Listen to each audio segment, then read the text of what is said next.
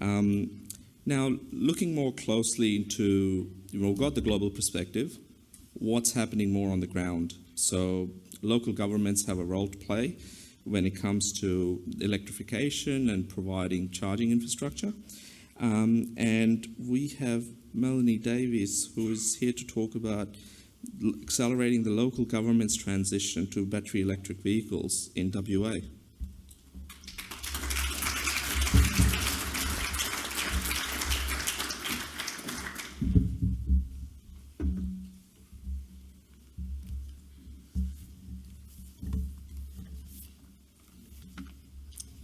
Good afternoon, everyone, and thank you for the opportunity to share our project on accelerating the local government transition to electric vehicles in WA. Today I'll be presenting on learnings from a project that we've run with local governments over the past 18 months. We've just finished the project development phase and we're embarking on the project delivery phase as of now. So I'd like to start by acknowledging the Whadjuk Noongar people and paying respects to elders past and present. There's amazing work occurring between our local governments and their local Aboriginal communities that demonstrates the drive for reconciliation is strong. So about us, if you are from interstate, WALGA is an independent organisation. We support the work of the 139 local governments across WA. Our purpose is to deliver advocacy, policy and program solutions for the benefit of local governments and their communities. Action on climate change and the electrification of transport is a key priority for our members. This project has been developed in response to the sector's needs, which includes access to funding sources and also appropriate expert guidance and advice. Local governments have a significant role to play in the transition to electric vehicles. The sector has over 9,000 light vehicles registered and nearly 3,500 heavy vehicles registered. The Arena Future Fuels program was opened up in February last year, and it provided $128 million to help the local minings and also local government industry transition to electric vehicles. Focus Area 1 is what we targeted, and that was to transition corporate vehicle fleets. Many of our local governments are quite small and under-resourced, and the minimum grant value was $1 million. So we pulled together the needs of the sector and have worked with a pilot group of 22 local governments. So overcoming barriers. The transition to electric vehicles is a unique challenge in WA. Due to the size of our state, the large distances between our population centres and the limited capacity of our electricity distribution systems. There's currently insufficient charging infrastructure in WA, and it's been great to have the state EV network roll out. We also have the RAC highway that connects Perth to the southwest, but to help charge corporate fleets, we need a lot more charging infrastructure. Local governments are also seeking some assistance with their corporate fleet transition planning to understand how they need to go about transitioning their whole fleet of vehicles. They are also seeking advice on what kind of charging hardware and software would be suitable for their own fleet purposes.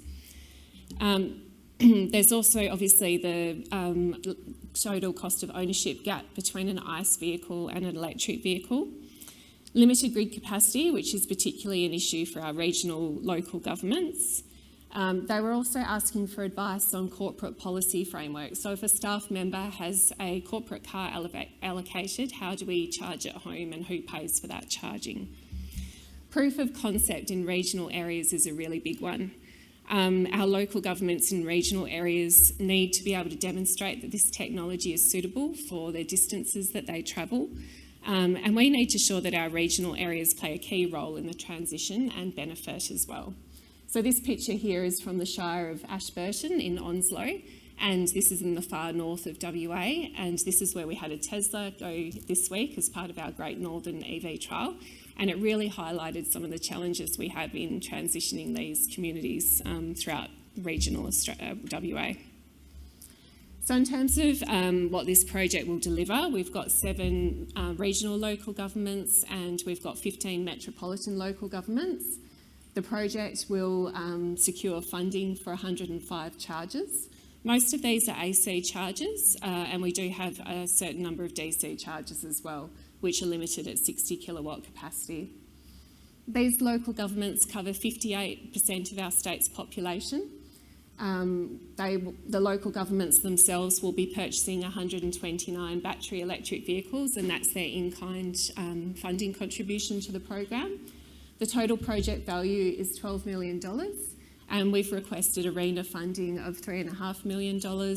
And we've also worked closely with our state government partners to secure $100 million. So by working in partnership, we can really leverage the funds that are available at the Commonwealth level and bring them through to the state level. Just on that previous slide also, the transition of these vehicles will help our local governments achieve their corporate climate change targets, and also the state EV strategy and the national electric vehicle strategy. So we've got each layer of government playing their part. These are the local governments that are part of our project. You can see that for most of them, the existing transition is close to zero. So local governments are very minimal in their electric vehicle transition at the moment, and through this program, we aim to accelerate that. So for some of our local governments, they will be able to transition about 50% of their passenger vehicle fleet in this financial year we're in now through this additional funding. The project also builds on WALGA's Sustainable Energy Project for 51 local governments, where we established a new contract about 18 months ago to supply 100% renewable energy from WA-based wind and solar farms for contestable energy sites. So all these charges that are going in at the council admin buildings and depots will be charged by 100% renewable energy. In terms of the project design, we did a lot of work to optimise the design. We, as I mentioned before, developed the transition plans for each local government. Some of our local government project participants had already engaged consultants to assist with this and done quite big studies. With this template, we were able to look at the mileage of the vehicle, the daily dwell hours, overnight garage location, annual utilisation, and we could do a more succinct planning process to help us with the data we needed to work out how many charges we needed for the number of vehicles we were transitioning in the short term. We also worked with EVSE to undertake the site electrical assessments. As I said before, in regional WA, capacity is quite limited. We tried to organise the design so that we weren't having to undertake expensive grid upgrades. So, for instance, the City of Stirling at their operations centre had a quote for $2 million to upgrade the grid capacity so that they could support DC charges. So for that site, we've only put in AC charges and we've put in some DC at their administration building. For 2 of our regional local governments on the South Coast, even AC charges needed grid upgrades, so that has been part of the project there. We've also chosen the highest mileage vehicles for replacement. So some of our local governments will be transitioning their security vehicle fleets in the first instance, and these are operated 24/7 and can travel up to 90,000 kilometres a year. In the metropolitan area, our average mileage is around 20,000 kilometres a year. For regional, the average is around 20 to 50,000 kilometres a year. A lot of our local governments will also start by transitioning their pool vehicles. So this ensures that we're targeting vehicles that are highly used by the organisation, but importantly, it also builds that familiarity with electric vehicles and helps with that internal change process. It will also help show how the electric vehicles can be best incorporated into the local government's operational needs. With charging level, we have generally chosen 7 to 22 kilowatt charges for the AC, and that's the majority of our charges. For local governments that have the DC charging, we've selected 24 to 60 kilowatt, which can charge full range within an hour. And this has been chosen to support the AC charging where there's a demonstrated business need. So vehicles with short dwell times, or those emergency vehicles, ones that travel significant distances for meetings. So, for instance, down in Margaret River, they'll come up to Perth for a meeting, a 250 kilometre round up trip and then 250 back. So that's kind of normal travel distances for our regional local governments.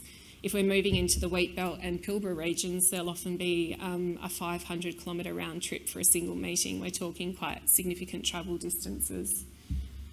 Some of our local governments will also be sharing their corporate charges with the public, and this is great to add to those publicly accessible charges in WA. So the City of Gosnells has a charger on the Albany Highway that connects Perth to the southwest region, and Capel has one on the southwest highway, which will help provide another charging source for people going down to Margaret River and beyond.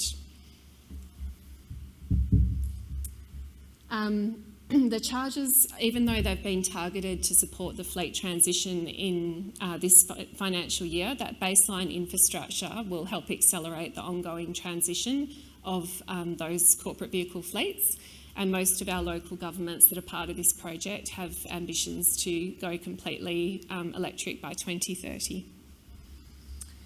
The DC chargers are also there to assist with the charging of the heavy vehicles when those become available. So our local governments will operate waste trucks, they'll have community buses. In the regions they use graders for the gravel roads and so on. So the DC charging will ensure they're ready for that transition. As an organisation, WALGA is uniquely placed to provide a procurement service for local government. We can complete procurement processes on their behalf. Our commercial team have a portfolio of preferred supplier panels, which we are regularly developing and updating. We have a preferred supplier panel for suppliers of charging hardware and software. And we undertake the appointment of those suppliers, so we do the due diligence and risk assessment. Local governments are exempt from the tender process. They can access those panels. And they also offer us 10% standard discount on market prices, so it saves time and money for local governments. Through this project, we've also been able to achieve further discounts on pricing through economies of scale with those bulk orders of local government.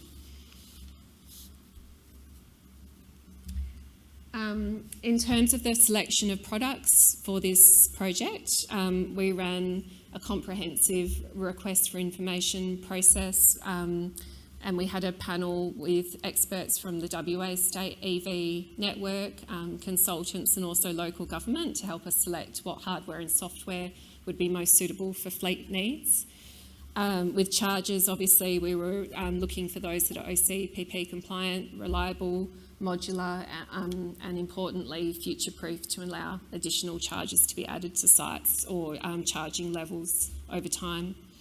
We wanted software that was tailored to fleet management needs, including the management of corporate and public use of chargers, and also the ability to provide preset charging times, so we won't be charging during the peak period of 5 to 9 p.m. to avoid that grid overload. So as a result of that, we're working with EV charging systems on the hardware and software for this project. Our governance structure, this project will be delivered by a project coordinator based within WALGA. This will be provided with oversight from a number of different groups. Within the WALGA organisation, many of our teams, thank you, have been involved in delivering this project. I'm with the environment team, we've got our commercial team in the room, the infrastructure team, governance team, we've all been involved. We've set up a local government steering group to bring in all that expertise as well. So that includes our energy distributors and retailers, state government departments, and also peak bodies such as AEVA. With technical consultants, we draw in all that expertise where needed. So WALGA's great at being a knowledge hub and a coordinator, and we need to draw in that electric vehicle and charging expertise to deliver this project. Local governments will be responsible for their fleet transition planning, which they've already completed, the purchasing of the electric vehicles, and also the management of the civil works and commissioning of those charging stations. I've just got 2 slides left. Knowledge sharing is a huge component of this project. We want to ensure that the pilot group of local governments we've worked with helps the remaining 139 local governments in our sector accelerate the transition. So we're working with elected members, the decision makers in local government. We're also working with our equivalents in other states and territories to share the learnings from the project. We've got a couple of key topics that are core to our knowledge management plan, particularly the operational data analysis once the charges are in the ground, and learning from that actual use of the charges and adaptive management. Do we need the DC charges? Can we have a less number of AC charges for the fleet needs? And we've got quite a few knowledge sharing events coming up as well. In terms of our timeline, we'll be looking to complete the grant agreements with local governments shortly and purchase the chargers ready for installation over 2024. And then in 2025, we have a whole year of data analysis and reporting. Thank you very much.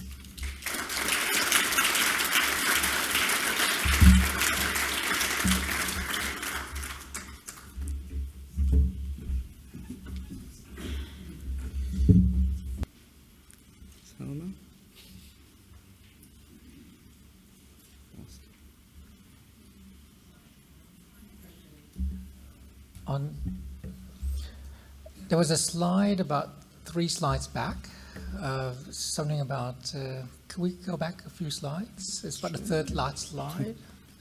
Keep going. There.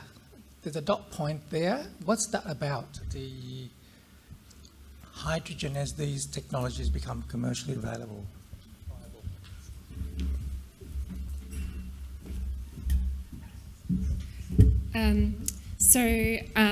Our preferred supply panels, initially we were also creating one for battery electric vehicles, but the state government CUA panel already offers significant discounts and a huge range of electric vehicles on that, so it wasn't necessary. But as hydrogen technology and also the range of heavy electric vehicles enters the market into Australia, WALGA may play a role in establishing a preferred supplier panel for those.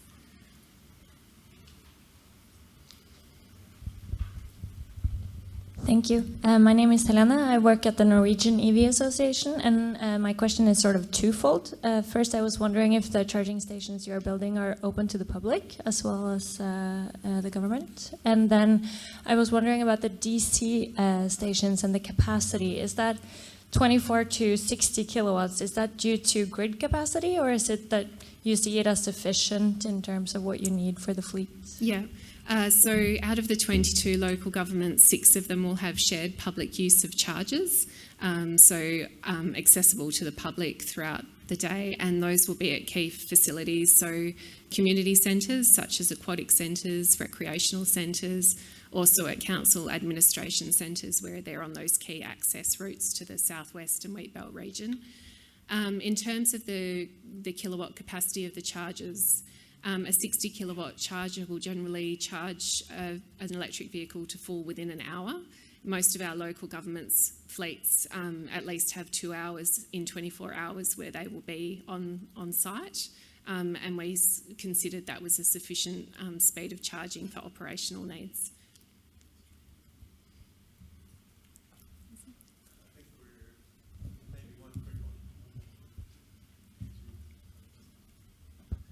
A quick one on the data that you're going to be generating, from your charging trials and stuff like that. Yeah. Will you be able to make that available, like the raws available for people to look at, and to have a lot of relevance to other council areas around the country? Yeah, so we have an agreement with the $1 million funding contribution from the state government that the data from the charges managed by the software will be provided to the state government to help with the energy policy development and the ability to have the distributed energy resources on the grid.